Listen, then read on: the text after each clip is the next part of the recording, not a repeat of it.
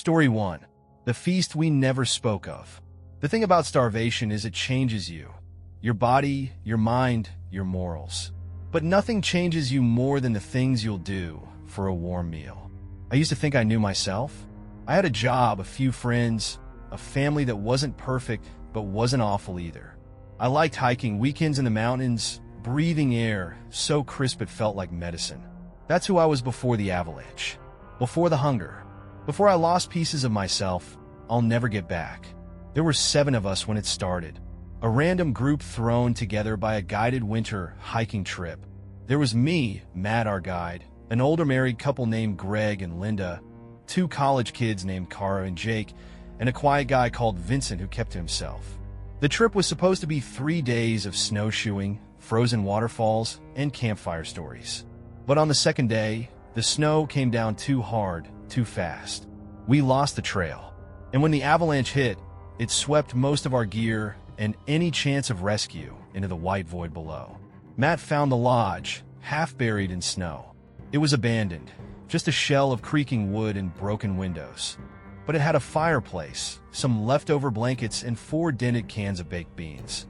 We figured it would be enough to hold out until someone found us. Someone always finds people stranded in the mountains. Except no one came. By the 5th day, we were out of food. Hunger's a funny thing. At first, it's all you can think about, the gnawing ache, the emptiness. But after a while, it becomes something else. You stop feeling like a person and start feeling like a raw nerve, exposed and twitching. Every sound irritates you. Every smell sends you spiraling. Matt tried to keep us calm, promising help would come. But I caught him staring into the fireplace with this haunted look, muttering to himself when he thought no one was listening. That night, he took Greg with him to search for firewood and came back alone. He said Greg slipped on the ice and fell into a crevasse. We wanted to believe him, but there was something about the way he avoided eye contact, the way he hesitated when Linda screamed and demanded to see her husband's body. "We can't risk going out there at night," he said. "I'll show you the spot tomorrow." Tomorrow never came. The next morning, Linda was gone too. Matt said she'd gone out looking for Greg, but none of us had heard her leave. There were no tracks in the snow by the door. "She must have gotten turned around in the storm," he said, shrugging helplessly. We didn't ask questions. It was easier not to. That night, Matt made a stew. He said he'd found some old jerky in the kitchen, hidden behind a loose board. It smelled incredible. I didn't ask why the meat looked so fresh or why it tasted metallic. I was too busy eating, my body screaming at me to keep going. None of us spoke. None of us even looked at each other. The next day, Kara started crying. She said she couldn't sleep, that she kept dreaming about Linda calling her name from somewhere deep in the woods. Vincent told her to shut up, but I could see it in his eyes. He'd had the same dream. Jake went missing that night. He and Kara had been whispering in the corner, planning to leave the lodge and find help. We woke up to find the door cracked open and snow blowing in. Matt said Jake must have gotten cold feet and left her behind. Kara didn't believe him. Neither did I. After Jake, it all started to unravel. Vincent stopped talking. He spent hours staring out the window, gnawing on his knuckles until they bled. Kara wouldn't eat, rocking back and forth in the corner, muttering about shadows moving in the trees. Matt tried to keep us together, but I saw how he flinched every time someone said his name. I saw the way his hands trembled when he ladled out the stew. I should have questioned it. How the stew never ran out, how it tasted different every night, but I was too hungry to care. My hands worked on autopilot, spoon to mouth, over and over again. It was the only time the emptiness went away. And then Vincent disappeared. Kara lost it after that, accusing Matt of killing them all. "Where's the meat coming from, huh?" she screamed, shoving him against the wall. "Where the fuck is it coming from, Matt?" He didn't answer. That night, Kara sat by the fireplace, staring into the flames. "We're all gonna die here," she whispered. "It's in the stew. I can feel it. It's in me." When I woke up the next morning, she was gone too. It was just me and Matt now. The lodge felt emptier than ever, every creak of the floorboards echoing in the silence. Matt stayed busy, chopping wood, tending the fire, always moving. I couldn't stop staring at my hands, at the way my fingers had thinned out, the bones poking through my skin like branches. That night, Matt handed me a bowl of stew. "You should eat," he said. I didn't want to. My stomach twisted at the smell, but the hunger won. It always wins. I didn't taste the difference at first. Not until I bit down on something hard and spat it out into my hand. A tooth. I looked up at Matt, and for the first time, he didn't meet my eyes. He just sat there, staring at the fire, his hands clenched into fists. "What did you do?" I whispered. He didn't answer. When I woke up the next morning, Matt was gone. The stew was still warm on the stove. I don't remember eating it. I don't remember anything until I saw the blood on my hands. It was under my nails, caked into the cracks of my skin. I found the knife on the floor, slick with gore, and pieces of Matt's shirt torn and scattered across the room. The pot was empty, and the hunger was back. I haven't left the lodge. Not yet. The snow's melting, the trees are visible again, and I think I see movement down the trail, rescue teams maybe, but I can't go to them. Because the thing about starvation is it changes you, and I'm not sure I can trust myself around people anymore. I found another tooth in the stew this morning. This time it was mine. Story 2. Grandma's secret recipe. Grandma's stew was the best thing I'd ever tasted. Thick, rich, filling. It made no sense that it was the only thing keeping us alive after the famine hit. I used to think of my grandma as a sweet old woman who hummed hymns while she knitted, the kind of person who baked pies for church fundraisers and insisted you take seconds at Sunday dinner. But now, when I think of her, all I can hear is the sound of her knife against the cutting board, the heavy scrape of the pot over the stove, and the sickly sweet smell of her stew bubbling late into the night. This story isn't one I ever wanted to tell, but the weight of it is crushing me. I need to put it somewhere, even if no one believes me. It started when the famine hit. Our town wasn't exactly prosperous to begin with. Just a scattering of farms and dirt roads in the middle of nowhere, but we got by. At least until the crops failed. First it was the wheat, then the corn, then the potatoes. One by one, everything withered away. People said it was a blight, but it didn't feel natural. It felt like the land itself had given up on us. By the time winter rolled around, the animals were gone too. Most folks sold off their cattle and chickens to buy what little food they could, but that ran out quick. The grocery store shelves were stripped bare, and the government aid trucks stopped coming after a couple of weeks. People started dying, quietly at first.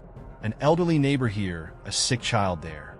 Then entire families vanished overnight, their houses left cold and empty. But not us. Grandma's stew kept us alive. I don't know where she got the ingredients. Every morning, she'd shuffle out of the house with her basket, bundled in her threadbare coat, and come back hours later with just enough to make another pot. The stew was thick and hearty, chunks of meat and vegetables floating in a rich, brown broth. It didn't make sense. The gardens were dead, the animals gone, and there wasn't a single can left in the pantry. "Where do you get the food, Grandma?" I asked her once. She just smiled that tight-lipped smile of hers and patted my hand. "Don't you worry, sweetheart. You just eat." And we did. Mom, Dad, my little brother Tommy, and me, we ate every bite she put in front of us. It felt like magic, the way it filled our bellies and warmed us from the inside out. While the rest of the town grew gaunt and hollow-eyed, we stayed strong. But there were rules. "Don't go in the basement," Grandma warned one night after dinner. Her voice was calm, but there was an edge to it, like a blade hidden in soft cloth. "And don't ask questions about the stew." "Why not?"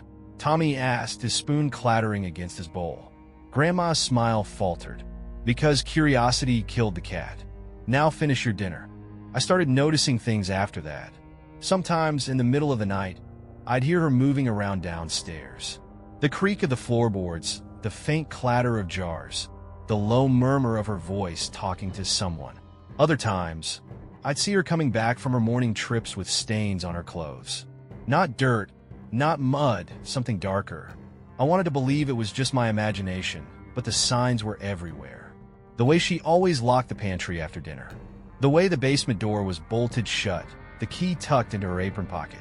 The way she always seemed tired, like she was carrying the weight of something none of us could see. One night, I couldn't take it anymore. It was late, long past midnight, and the house was silent except for the faint crackle of the fireplace. I crept out of bed, careful not to wake Tommy, and slipped downstairs. The key to the basement was still in Grandma's apron, hanging on the back of a chair. I hesitated for a moment, my hand hovering over the key.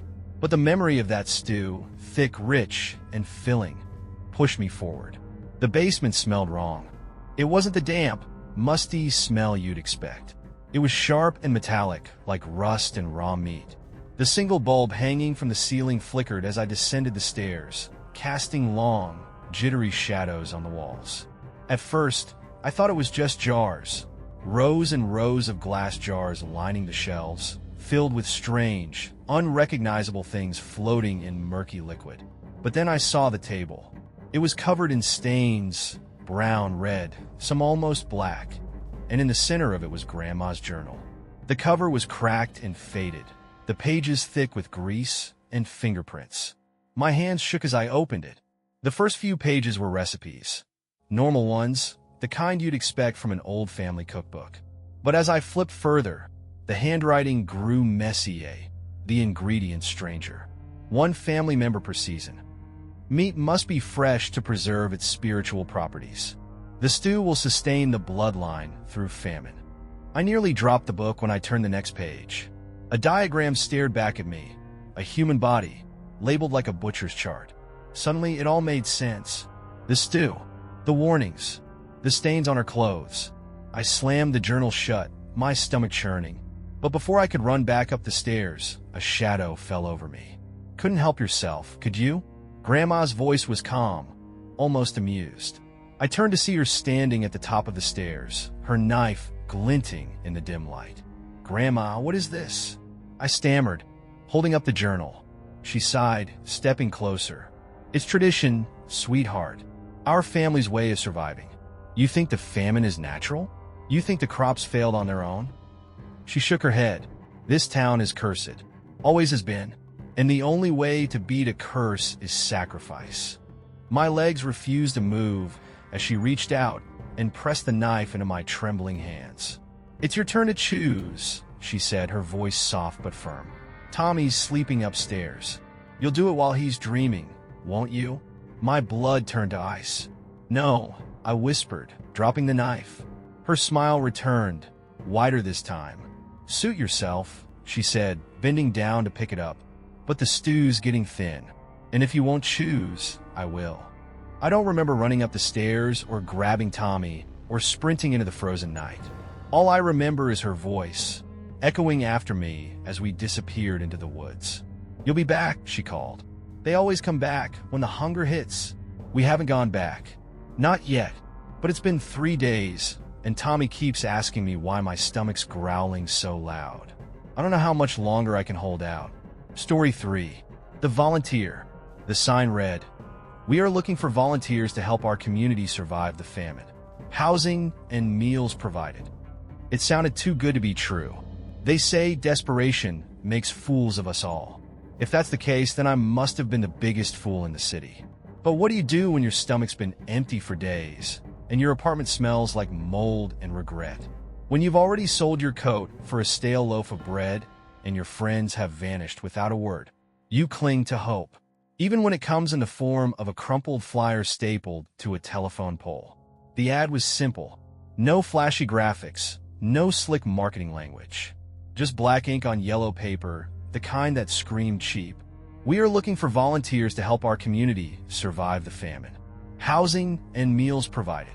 Inquire at the bus station, Platform 6, tomorrow at noon." I stared at it for a long time. There were rumors about people going missing when the famine started, about shady opportunities that led to worse fates than starvation. But my hands were shaking, my head swimming. I hadn't eaten in 3 days. What other choice did I have? The bus was old, its green paint chipped and faded.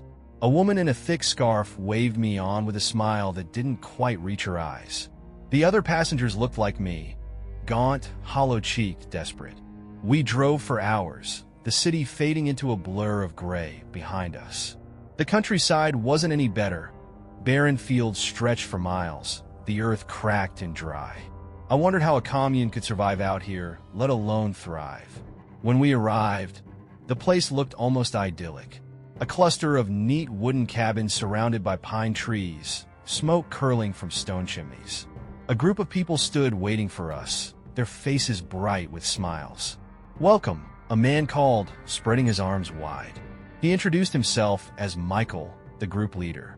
He looked like someone's favorite uncle, ruddy cheeks, salt and pepper beard, twinkling eyes. "We're so happy you're here. You've just taken the first step toward a better future." I wanted to believe him. The first thing I noticed about the commune was how alive it felt. Everywhere I turned, people were working, chopping wood, mending clothes, carrying baskets of firewood. It was a flurry of activity, like a well-oiled machine. But it was the food that really stood out. That first night, they served us a feast. Thick slabs of roasted meat, bowls of steaming stew, loaves of fresh bread. I ate until my stomach hurt, my taste buds singing with flavors I'd nearly forgotten. "Where does all this come from?" I asked Michael. He chuckled, sipping from his mug of cider. "We're a resourceful bunch," he said. "You'll learn soon enough." I try not to let the vagueness bother me. The days blurred together. At first, everything seemed perfect. They gave me a small but cozy cabin to sleep in, warm clothes, and 3 full meals a day. In return, I helped out where I could, chopping wood, fetching water, cleaning. It felt like a fair trade, like I'd stumbled into the last good place in a world gone to hell. But then I started noticing things. It was little stuff at first. The way people stopped talking when I walked into a room. The faint, metallic smell that sometimes wafted from the kitchen.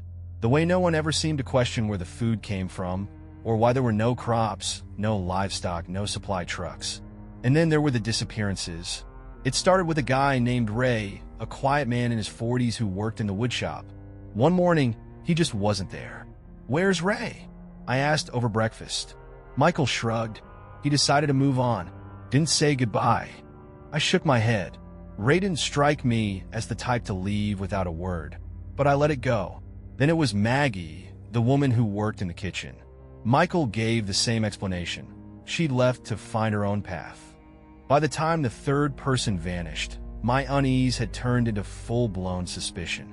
The kitchen was off limits to anyone who didn't work there, but that didn't stop me. Late one night, when the cabin lights had gone dark and the woods were silent, I slipped out of bed and made my way across the compound. The door wasn't locked, but I hesitated before stepping inside. The metallic smell hit me first, sharper than ever. It clung to the air, thick and heavy. At first, all I saw were counters and shelves lined with jars of spices. But then I noticed the butcher's table. It was slick with blood, a congealed pool forming beneath it. Hooks dangled from the ceiling, one of them still holding a limp, skinned leg. A human leg. My stomach lurched. I staggered back, knocking over a stack of bowls. The crash echoed through the room, and I froze, heart pounding. Looking for something? I spun around to see Michael standing in the doorway, his smile as warm as ever. "Ray." "Maggie," I stammered, my throat dry. He sighed, shaking his head. "I told you, they moved on." His eyes gleamed. "They volunteered." I didn't run. I didn't scream. I knew it would be pointless. Instead, I let them drag me to the center of the compound, where the rest of the commune had gathered. Michael stood beside me, his hand on my shoulder. "We've all made sacrifices to survive," he said, addressing the crowd. "It's the only way. And now, it's time for our new friend to do their part." They cheered. Someone grabbed my arm, and I panicked. The words spilled out of my mouth before I could stop them. "Wait, I'll bring you someone else." The crowd fell silent. Michael raised an eyebrow. "Go on," he said. "I'll find someone," I said, my voice shaking. "Someone from the city. You don't have to kill me." For a moment, he just stared at me. Then he smiled. "Very well," he said, releasing my arm. "But if you don't come back," he didn't finish the sentence. He didn't have to. The bus dropped me off at the edge of the city. The streets were quieter now, the famine taking its toll. I walked for hours, scanning faces, looking for someone desperate enough to follow me. It didn't take long. I found a man sitting on the curb, his clothes hanging off his thin frame, his eyes sunken and hollow. "Hey," I said, forcing a smile. "You look like you could use a warm meal." He looked up at me, hope flickering in his eyes. "Come with me," I said, holding out my hand. He hesitated, then took it. As we walked back to the bus station, I felt my stomach growl. This time, I didn't feel guilty. Story 4. The Hunger Artist. I thought it was performance art at first, the screams, the blood, the bones. By the time I realized it wasn't, the door had already locked behind me. When the famine hit, art didn't matter anymore. Museums closed, galleries boarded up, murals left to fade on crumbling walls. People didn't care about beauty or creativity when they were fighting over scraps of food in the gutter. I used to love art. Before everything went to hell, I worked in a gallery. I curated exhibits, drank bad wine at openings, rubbed elbows with pretentious people who used words like juxtaposition and liminality. But after the famine, well, none of that mattered anymore. I lost my job, my apartment, and eventually my dignity. Now I was just another starving body in a city full of them. That's why, when the invitation came, I couldn't say no. It was slipped under the door of the shelter where I was staying. A sleek black envelope with my name written in looping silver script. Inside was a single card. You are cordially invited to an exclusive art exhibition. Location: Warehouse 17, Dockside District. Time: 8 p.m. Dress code: whatever you can manage. There was no name, no RSVP. Just a promise at the bottom. An unforgettable experience awaits. I should have known better. I really should have. But I was so hungry, so desperate to feel like a person again, that I convinced myself it was a legitimate opportunity. Maybe some wealthy eccentric had decided to host a pop-up exhibit, offering starving artists, pun intended, a taste of their former lives. At least, that's what I told myself as I walked to the docks that night. The warehouse was enormous, a hulking skeleton of rusted metal and shattered windows. I almost turned around when I saw it, but then I noticed the others. People were filing inside, their heads down, their shoulders hunched against the cold. They looked just like me, gaunt, hollow-eyed, desperate. A man in a black suit stood at the entrance, checking names against a clipboard. When I gave him mine, he nodded and stepped aside. "Enjoy the show," he said. The inside was even colder than the street. The air smelled like mildew and something faintly metallic. The floor was sticky underfoot, and the dim light bulbs hanging from the ceiling cast everything in a sickly yellow hue. At first, it seemed like any other modern art exhibit. The first room was filled with sculptures, twisted, abstract shapes made of metal and bone. One piece looked like a human spine wrapped in barbed wire, another like a rib cage cracked open to form a chair. The next room was worse. The walls were lined with enormous paintings, each one more grotesque than the last. There was a woman with her mouth sewn shut, her eyes wide with terror. A man holding his own severed head, his face frozen in a scream. A child standing in a field of dead birds, their tiny hands covered in blood. "Bold," someone muttered behind me. I turned to see a man in a threadbare coat studying one of the paintings. His cheeks were sunken, his eyes glassy. "Really makes you feel something, doesn't it?" I nodded mutely, even though all I felt was unease. As we moved deeper into the exhibit, the art became more alive. One room was filled with video installations, each screen playing on a loop. On one, a man sat at a table, carving chunks of flesh off his own arm and eating them. On another, a woman was tied to a chair, her screams muted by the sound of classical music. "Is this real?" I whispered to a woman standing next to me. She didn't answer. She just stared at the screen, her lips trembling. The final room was a banquet hall. A long table stretched across the center of the room, piled high with food. Roast meat glistening under the lights, golden loaves of bread, bowls of steaming soup, trays of candied fruit. The smell hit me like a punch to the gut, rich and savory and utterly irresistible. My stomach growled loudly, and I wasn't the only one. Around me, people hesitated, their eyes darting between the table and each other. "Go on," a voice said. I turned to see a man standing at the head of the table. He was tall and thin, his face sharp and angular, his black suit immaculate. His smile was razor-sharp. "This is the final exhibit," he said, spreading his arms. "A feast for the senses. Eat. Enjoy. You've earned it." No one moved. "Do you think it's poisoned?" someone whispered. The man laughed, the sound cold and hollow. "I assure you, The food is perfectly safe. That was all it took. One by one, people stepped forward, grabbing plates, piling them high with meat and bread and fruit. I held back as long as I could, but the smell was too much. I grabbed a piece of meat, shoving it into my mouth without even tasting it. It was incredible. Tender, juicy, perfectly seasoned. The best thing I'd eaten in months. It wasn't until I went back for seconds that I noticed the stains on the floor. Dark streaks, almost black, trailing from the corners of the room to the table. My gaze followed the trail to the far wall, where a large steel door stood slightly ajar. I glanced around. Everyone else was too busy eating to notice as I slipped through the door. The smell hit me first. Old, blood, decay. The room was dark, but I could make out the shapes. Hooks hanging from the ceiling, a table covered in tools, a pile of something in the corner. I stepped closer, my stomach turning as my eyes adjusted to the dim light. It was a body. No, not a body. Bodies, piled on top of each other, their flesh stripped in places, their faces frozen in agony. I staggered back, tripping over something on the floor. A camera, its red light blinking steadily. Enjoying the exhibit? The voice made me freeze.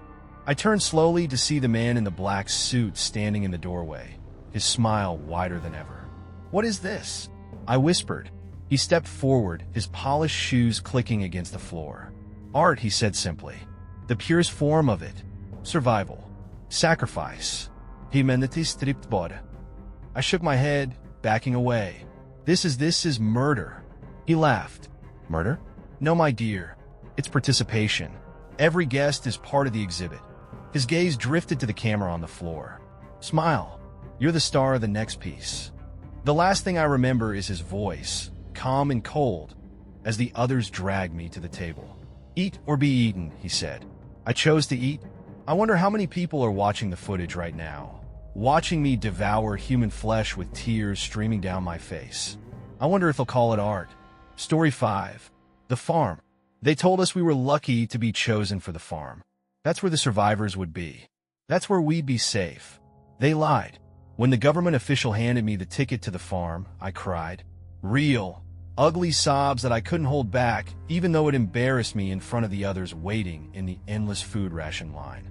"You're one of the lucky ones," she'd said, her voice flat and rehearsed.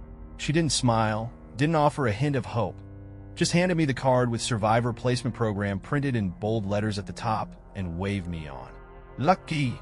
That was the word they kept using on the news, in the announcements over crackly loudspeakers, and even in whispered conversations between neighbors. The farm was supposed to be salvation, a government-run safe haven where survivors of the famine could live in comfort. I didn't ask questions. What was the alternative? Starving in the city with the rest of the poor souls who hadn't gotten their golden ticket? I packed a single bag and boarded the bus the next morning. The guards didn't allow us to speak during the ride, so I stared out the window, watching the barren wasteland roll by. Crops shriveled and dead. Farmhouses collapsed like skeletons. The famine hadn't spared anything. When we reached the farm, it looked more like a prison than a refuge. The compound was surrounded by barbed wire fences, and armed guards patrolled the perimeter with rifles slung across their backs. A tall watchtower loomed over the gates, and cameras blinked red from every corner of the facility. "Welcome to your new home," one of the guards said as we stepped off the bus. His smile didn't reach his eyes. I wanted to turn back right then and there, but the gates had already slammed shut behind us. Inside, the farm was eerily clean. Rows of identical concrete dormitories lined the main courtyard, their windows covered with thick metal grates. Beyond the dorms, I could see rows of greenhouses and a large industrial building that hummed faintly, even from a distance. We were sorted into groups and assigned bunks in the dorms. Each one had a bed, a blanket, and a small locker. It wasn't much, but it was more than I'd had in months. That first night, they served us a meal in the communal dining hall, a watery vegetable stew and a piece of stale bread. It wasn't much, but I devoured it like it was a feast. "This isn't so bad," I overheard someone say at the next table. "Better than starving." I didn't answer, but a part of me agreed. For now. At first, life on the farm was tolerable. Every morning, A loudspeaker blared the wake-up call at dawn. After breakfast, we were assigned tasks: cleaning, tending the greenhouses, or helping in the kitchens. The work was hard, but it kept me busy, and the meals, while small, were consistent. I should have been grateful, but something felt off. For one, the greenhouses were empty. Rows of soil stretched out under the glass, but nothing grew there. No one talked about it, and the guards refused to answer questions. But I saw the same confusion in other people's eyes. Where was the food coming from? And then there were the disappearances. The first one was a man named Raul. He bunked in my dorm, and though we never spoke much, I noticed when he didn't come back one night. "Where's Raul?" I asked one of the guards the next morning. "Transferred," he said, his face expressionless. "To where?" He didn't answer. After Raul, it was Jody, then Malik, then Carol. Every week, someone else vanished, their bunks stripped bare by the time we woke up. "They're taking them to another farm," someone said during lunch. "It's probably overcrowded here." But the farm never seemed to get less crowded. If anything, it felt like more people were arriving every day. I couldn't shake the feeling that something was wrong. The turning point came when I volunteered to work in the kitchens. The guards had asked for extra hands, and I jumped at the chance. I was tired of scrubbing floors and wanted a job that felt important. The first few days were uneventful: chopping vegetables, scrubbing pots, stirring massive vats of stew. But then one night I noticed something strange. One of the guards wheeled a cart into the kitchen. It was covered with a tarp, but as he passed me, I caught a glimpse of something beneath it, something pale and fleshy. "What's under there?" I asked. "Supplies," he said curtly, his eyes daring me to press further. I didn't. Not then. But later that night, when the others had gone to bed, I returned to the kitchen. The cart was gone, but a trail of dark, sticky stains led from the storeroom to a locked steel door at the back of the building. I stared at the door for a long time, debating. The smart thing would have been to walk away, but curiosity won. The door wasn't locked. The air hit me first, hot, damp, and stinking of blood. I crept down a narrow staircase, the faint hum of machinery growing louder with every step. At the bottom, I found myself in a massive underground chamber. The walls were lined with cages, each one just big enough to hold a person. Most were empty, but a few weren't. The people inside were alive, but barely. Their eyes were dull, their bodies skeletal, their mouths too dry to scream. In the center of the room, conveyor belts carried slabs of meat through industrial saws and grinders. I watched in horror as a guard dumped something onto the belt. A limp, human body, its limbs twisted at unnatural angles. I stumbled back, ball rising in my throat. The stew, the bread, the meals we'd been eating for weeks. I turned to run, but a hand grabbed my arm. "Where do you think you're going?" I don't remember much after that. When I woke up, I was strapped to a conveyor belt, the steel biting into my skin. Above me, the lights flickered, casting eerie shadows on the walls. "Don't worry," a voice said. "Your sacrifice will keep the farm running." I twisted my head to see a guard standing over me, his face unreadable. "Please," I begged. "You don't have to do this."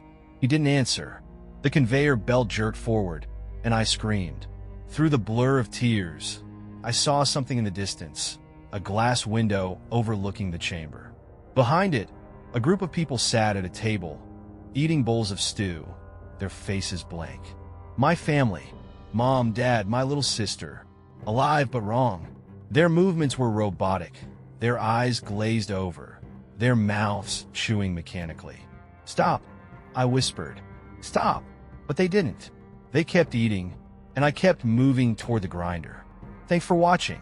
If you like the story, click like, subscribe to the channel, and write an idea for the next story in the comments.